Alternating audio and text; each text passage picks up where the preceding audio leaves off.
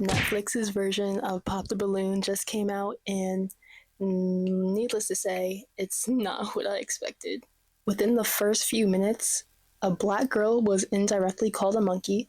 A white girl is a self-proclaimed rapper. Nothing wrong with that, by the way. And this man was busting it down on stage, and all the men were ripping their shirts off. This is not the version of Pop the Balloon that I know and I love. So let's go into it. Hey guys, my name's Maddie and this is my cave, and I'm finally back with another video. If you guys didn't know, recently Netflix dropped its own version of Pop the Balloon, and if you have been living under a rock, I need to explain what Pop the Balloon is. If you haven't been living under a rock for the last few years or so, you may have been a witness to the influx of dating shows that have come up on Netflix, such as Are You the One?, Love is Blind, The Ultimatum. You guys have heard it all. There's so many more. There's a whole entire catalog. But in the last year, YouTubers have kind of made it their own by putting their own spins on things, such as this 20v1 show where rappers are giving a lineup of people and they swipe like it's Tinder in real life. And there's even kid versions of this. You had $1,000, what would you buy? I'll buy something for my mama. Yeah, okay. Where you stay? That's kind of disturbing. So, I can make another video about that, but we will not be getting into that today. Another series that has found the most success is called Pop the Balloon or Find Love, which has notably taken the internet by storm. If you don't have an auntie that tunes in and watches that, I don't know what day it comes out, but I'm sure that she knows when it comes out. So this series was created by Arlette Amuli and her husband in December of 2023. This series involves a group of about 6 to 10 people who are about 20 to 40 years old, and they're lined up with red balloons in their hands, also simulating a Tinder in real life type environment where they get to ask a series of get to know you questions, such as how many kids do you have, by how many baby daddies. And then the contestants, usually the men, start flexing and they're like, I have $30,000 worth of gross in my mouth, like I could buy you a house, like. It's my teeth, isn't it, bro? Oh. It's my teeth. Oh, well. It's 30K. No, just like. It's 30K in my mouth. Hey. It's a house. I know. So Mozzie's like, bro, I just can't. Oh my god. And then you got Ninja Turtles over here complaining about the girl's hair on their arms, like. Brianna, 26. My eyes are up here, baby. Are you looking at the tattoo? No, I'm looking at the hair on your arms. You know, women I deal with, they don't have hair on their arms. Don't do too much. Hey, I'm just being honest, Don't do queen. too much. You know, I don't like that. That's all I was looking at. You trying to say if I'm looking at particular body You just parts, wasn't but looking that's at not my what it eyes. is. No, I was looking at the hair on your arms, Anyways, queen. he asked me the question. Yes.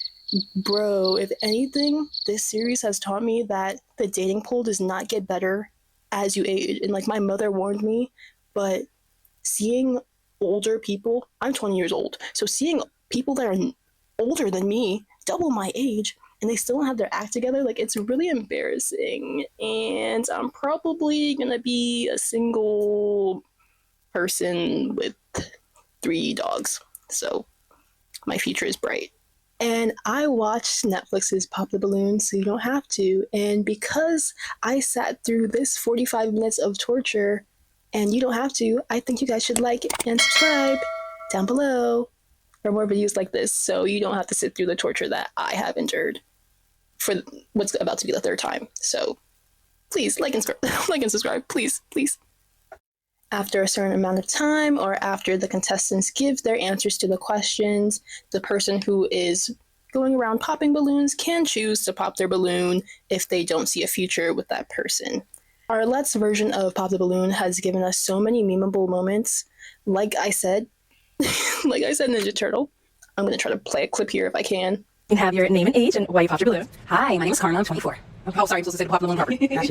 For me, it just did not work. I didn't feel like I had chemistry. I wasn't fully attracted to you. And I feel like that counts if we're going to be going through a dating show, you know? Yes, the feeling is definitely mutual. So that's okay. Thank you. You did me a favor. Yeah, absolutely. I'm glad you have a great day. Thank you, queen. You too. Okay, well. And then also we got Mr. flying private jets everywhere he goes, like. Came to Phoenix in a helicopter. Let's take a look at that clip. Yeah.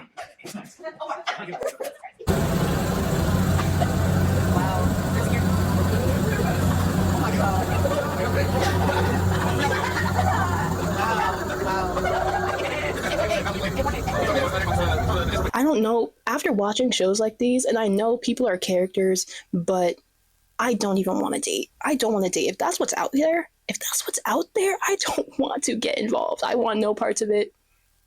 Free me, save me, please. Donald Trump, if you can hear us, please, Donald Trump, please save me. Being single is just fine. I'm perfect the way I am. So, now initially when Pop the Balloon was announced on Netflix, I was pretty excited because I'm like, okay, Arlette, like, go get your bag. I was like, okay, so we have this Black woman who started with this idea, and I read an article, and I don't know if she really came up with the idea, but if she did, I'm giving her her flowers, and I'm like, wow, the big man wants to buy your idea, and like, this is great. This is giving her show more, not notoriety, but more popularity, and I was like, okay, this is awesome, and I know I'm not exactly the target demographic. Like I said, one of your aunts probably are. My aunt definitely is, and my dad, my dad loves Pop the Balloon. I was really excited, but prior to watching this, I had not seen a trailer. I was kind of under the assumption that Arlette would be hosting it, but quickly we find out that that was not the case. All I knew was that it was under the same name and that it was going to be live, and I didn't know exactly what that meant, but I was ready to see. So here's what actually happened. We were quickly introduced with a different face than we were used to, known as Yvonne Orji. She may be known to you guys as Molly from Insecure. Absolutely love Insecure. If you haven't watched it, go watch it. But she's even more known for not being Arlette. I was just a little thrown off, but other than that, I'm like, it's okay because anyone could technically host Pop the Balloon. Like, I know we associate Arlette with Pop the Balloon, but I'm like, at the end of the day, it's a dating show. Anyone can take Arlette's place for the purposes of Netflix's version of it. And then we actually see Arlette and her husband appear and kind of like pass the baton, or, for the sake of this, pass the balloon, quite literally pass the balloon to Yvonne. So I was like, okay, this is a great little start. I'm excited. But then Netflix played the intro of who would be on the show, and let's just say I saw a few familiar faces. Again, I was under the impression that this would be kind of like sticking to the original idea of the show. Like, you have a bunch of these people from X area, like I think they film in Atlanta or something like that, but they're from this area and they're looking to find love. But when you see people who have been on every single reality show, that quickly fades out and completely takes away the realness of the show. And I'm like, I understand that people go on the show to promote their businesses and for clout and whatever, and at the end of the day, that's fine. But like, if you're not here to actually find love, then I'm like, then why are we watching this? I understand the entertainment purposes, but this was so hard to sit through. Like, I'm really struggling to even start this because I don't even want to, like. So as soon as I found out the serial daters of Netflix's reality TV cinematic universe were all a part of this, I honestly kind of lost interest, but let's just keep going. So first, let's start off by describing our first 5 male contestants. So we have Johnny, and I have not seen the show, but some of you may recognize him from a show called The Challenge on Netflix, which, again, I have not watched, but I can assume he's just as unhinged on there as he is on the show. After the first few seconds, one of the girls had already popped their balloons because he came in hiding behind a plant. One of the first girls, who I'm going to call her Amanda Bynes because she looks just like her. She's beautiful, but the resemblance is really uncanny. She basically said that Johnny is not her physical type because she typically goes for Black men. He responds by saying he's Black from the waist up. Now, I don't know what that means, but Yvonne makes a joke where she's basically like, oh, he's colorblind. He's colorblind, so let's move on. I'm not gonna lie, I did laugh a few times throughout this. Another girl, the Black girl, says that she likes her men Black from the waist up. So again, that's a no from her. unfortunately for Johnny. And when asked which of the women would be his type normally, he started looking at their toes and complimenting the girl's feet. And I'm not gonna lie, I cannot tell who he was talking to when he said this. And also, the girls didn't know either, because you could tell two of them were like, who is he talking to? Like, me or you or what? So first, he complimented the first girl, right? Like, oh, your feet are tea, your feet are tea, but you look like you hang from a tree. He literally said, you look like you sleep from a tree upside down. Keep in mind, a black girl was one of those people. Needless to say, he did not end up finding love today. And Johnny, no.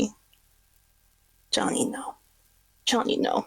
Our second contestant, Keith, he is 34 and a videographer.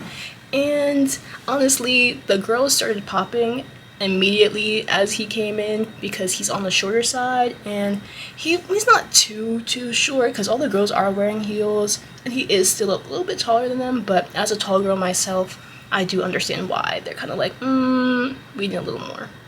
But then him and the black girls kind of start going forehead for forehead, I'm not gonna lie, because she's like, oh, your hairline is a little further back than I expected. And I'm like, she got a little bit of a forehead too. A little bit, just a little bit. So I'm like, kind of looking into the mirror here, but hey. And he was also wearing a shirt that looks like a curtain that my grandmother could have had in the 80s. So for that reason, Keith is also out. And guys, like, I know it seems like I'm not giving any information at all, and it's because, like, on the show they don't go through anything. Like I said, I sat through this 2 full times, and I didn't learn anything about anyone's personality at all. And Arlette's show is usually 2 hours approximately, and we learn about how many kids the people have, their jobs, like a little bit about their personality, like what they like to do for fun. But like, we really don't get much of that here. Like, for most of these people, they only say a handful of sentences. I don't even know what they talk about. Like, I barely have any questions written down because nothing was covered. Nothing at all was covered. So, and to add on, at the end, the girl in the green dress comes up to him because, you know, it's time to match up or whatever, and she basically pops her balloon because she doesn't know anything about him. And that's the crazy part, because you would think that she would be picked or it would just naturally progress. So it's like, oh, like, okay, I got a feel of your personality, so like maybe we could do something after this. No, the contestants don't learn about anything. So it's like, she literally popped her balloon because she's like, I don't know anything about you. So for our third contestant, this is definitely a familiar face for anyone who has watched any Netflix reality show. You guys know the one and only Chase Demore. Hoping I'm saying his name right. He is an alum of Too Hot to Handle, The Perfect Match, and he is a self-proclaimed professional boxer. So, you know, he's got a lot going for him. He likes being outdoors, he's adventurous, and he's ready to escape that bad boy persona that he's created on these reality shows. So he's looking to settle down a little bit. So the rapper basically immediately says no because she knows him, which is the problem with having Netflix reality stars on the Netflix reality show, because it's like, I've seen you, and I can assume that most of these girls are into social media in some way already, so it's like, of course I'm gonna know you. And she's like, he's like a brother to me. They hug real quick, and then it's like, okay, I'm out. Pop. We finally get a few questions asked here, and he's asked about what role he plays in a relationship. And he says that he's more traditional and he's willing to protect his girl as long as she does his laundry. As long as the laundry is done and he has a clean workout shirt to go box in, he'll protect you. That's a man right there.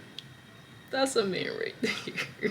And he also said that he was on track to becoming a marriage counselor, which is why he got recruited to those reality shows in the first place.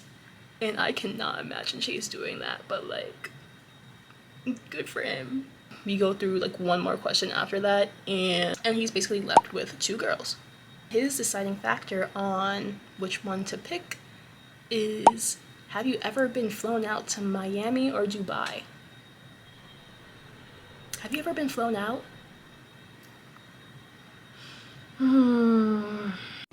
What? Bro, what are you talking about, man? And then Green Dress says that she had been flown out for a date. She says that after, though, that she has been flown out for a date to Vegas. And, you know, that's a no-no for Chase. So, for that reason, she's out. And the other girl was like, yeah, I don't like that question. So she also popped, rightfully so. This double standard is kind of crazy because in his confessional, he was basically saying that he's looking for someone who's earned their own money and has their own career, which I get. And then he was asked, has he ever flown anyone out? But what was his answer? He was once young and dumb before, right? So of course he has. He's been a young man with money, right? But then it's like, but the girl can't be redeemed because she had been flown out by someone like you in the past. Like, the double standard is just really, it's sickening, and I don't know why I'm surprised. Like, I'm not, but hearing that in real time is just kind of like, ugh. Girls can't win. They can never win. They can never win. Even when men are doing the flying out, it's like, wow, God forbid a girl just wanna use a man's money. I'm like, we can't even use a man's money anymore. Like, what's chivalry is really dead, huh? It's really dead.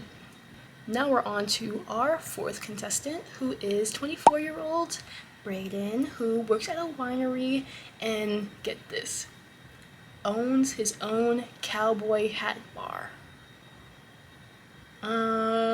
Again, I don't really know what that means, but you know, he looks like he has it cut out for himself. Like, he's dressed nice. Some of the first girls kind of pop because they're like, oh, you're not really physically my type. And I don't think he's a bad-looking man. The black girl then said he reminds her of a serial unaliver. And I'm like, whoa.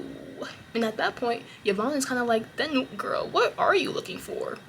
And she's basically like black and tall and black and yeah. So one of the girls, Samina, says her age, and she's 30 years old. He's a bit younger than what she's looking for and isn't physically attracted to him. He says that 30 is a little bit north of what he usually goes for. So everyone kind of ends up popping. Even Amanda Bynes, who is 23. So I don't know what really happened there, but that's really all that happened for Brayden. Last but not least, our final contestant is Harnik, who is a 29-year-old engineer. He kind of moves like the wacky inflatable tube man, and was standing really close to Yvonne, so like I was a tiny bit uncomfortable, but I'm just assuming he was nervous, and plus if it was live, you know, I get the kind of awkwardness, and I think that's probably just how he is. He said he likes to dance, and he's looking for someone that he can have fun with. One of the girls named Tia asked what's the hardest thing he's ever been through, and he basically goes on a spiel on how he had this watch company when he was younger, and it kind of blew up, and he made a lot of money from it, and like now he's kind of chasing that same high, trying to make a bunch of other different doohickeys and other things that just haven't been as successful as, you know, that once was. Kiara, which is the girl in the pink jumpsuit, basically asks what his deal breakers are, and he says someone who can't handle conflict. Her and the rapper are chosen because he's the most attracted to them. When the rapper is on the stage, she basically asks him, oh, like, what can you do for me? So very transactional, but he basically says that he likes to cook curry. She does not like curry, so he popped her balloon for her.